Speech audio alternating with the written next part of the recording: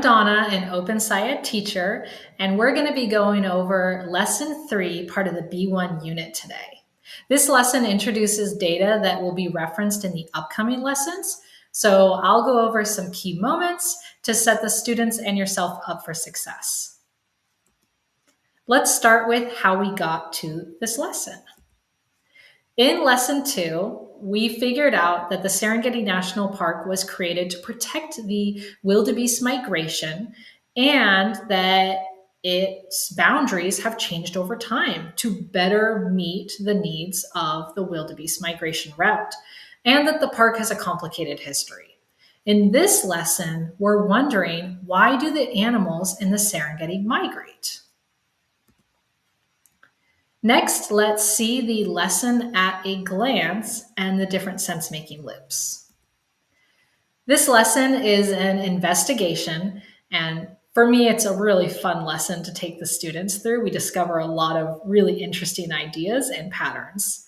It takes 2 days. The required material preparation is 30 minutes. It is not a hands-on investigation and does not require student devices. There is one video that you'll watch at the beginning of the lesson, which is an interview with one of the researchers.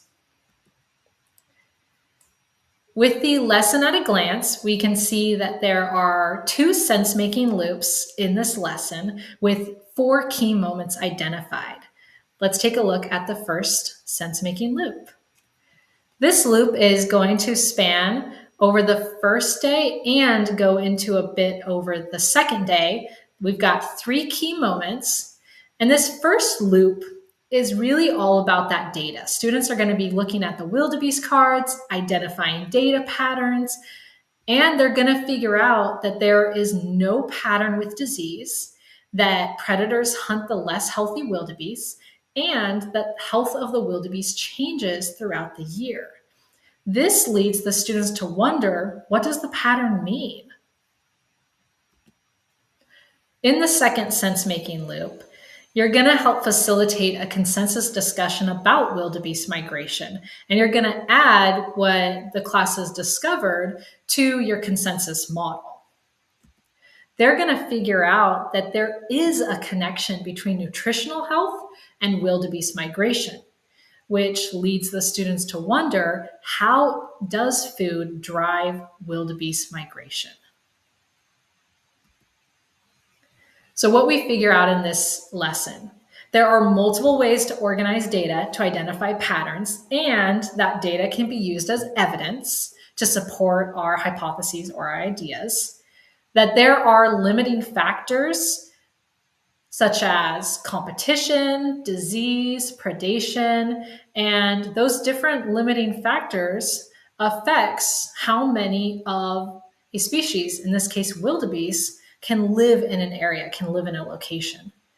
And then finally, they figure out that food is probably the driving force of the wildebeest migration, and then they're going to investigate that further in the next lesson, lesson 4. Okay, next we've got the key moments. The first key moment, which is part 3, introduce wildebeest data cards. These data cards have so much wonderful information on them that I really like to start this part with having the class discuss reasons that they came up earlier, so bringing it back to them on why wildebeest might migrate. A lot of them will bring up ideas about food, water, shelter, predators, that idea of like, what does it take to survive? Then the students are going to identify what are the types of data that they see on the cards. You're going to discuss that as a class. Oh, we see disease, we see time, we see months, we see location, we see whether the wildebeest were alive or whether the wildebeest were killed by predators. And then you're going to identify different ways to organize the data cards. Part 7, after the students have organized the data cards and figured out or found patterns or lack of patterns with the data, next is to create the data displays. Students are going to figure out the best way to show others their data, their thinking. It's really good to encourage words, graphs, charts, diagrams, models, a lot of visuals that can be used on the data display. And during this part, the students are going to become comfortable sharing their knowledge. In the tips and tricks section, in just a little bit, I'm going to share with you a couple more ideas I have and that I've used that make creating the data displays a little less daunting for the students. In part 8, the students are going to compare and contrast their data displays. We're going to use a method here called stand up, hand up, group up, which goes like this. If a student is, or a group of students, if they're ready to share their data display with another group, they're going to stand up, they're going to put their hand up, and then they're going to look around the room and see if there's any other groups with their hands up. Then they're going to meet. So two groups see each other, they meet up, and then they share their information together. And they're sitting down while doing this, and then it repeats. So they're going to go to multiple groups. The students are going to recognize that patterns and lack of patterns can be used as evidence. That lack of patterns part can be tricky. And they're going to find that they have similarities and differences between the data displays. It might be how they chose to display the data or the types of patterns that they found. In part 9, you're going to facilitate a consensus discussion, so bringing it all together. This class consensus is about the evidence for why the wildebeest are migrating and some possible explanations that the students might come to the conclusion of is that the only pattern observed was actually on nutritional health, that there wasn't patterns with disease, predation, or other parts of the data. They're going to see that hyenas and lions were killing middle-aged wildebeest and that the living wildebeest nutritional health was greater than the dead wildebeest. So we kind of are starting to think that the ones that are living are the ones that are able to get more of a resource, and that's why they have greater nutritional health. So then where do we go from here after the consensus discussion? We looked at data to identify patterns that helped us determine why the wildebeest are migrating, and now we're wondering how food connects to wildebeest migration. All right, we're almost towards the end of this lesson video. Next, we're going to go over material management tips and tricks. So as I mentioned earlier, I've got a couple ideas for you with the data displays and the data cards.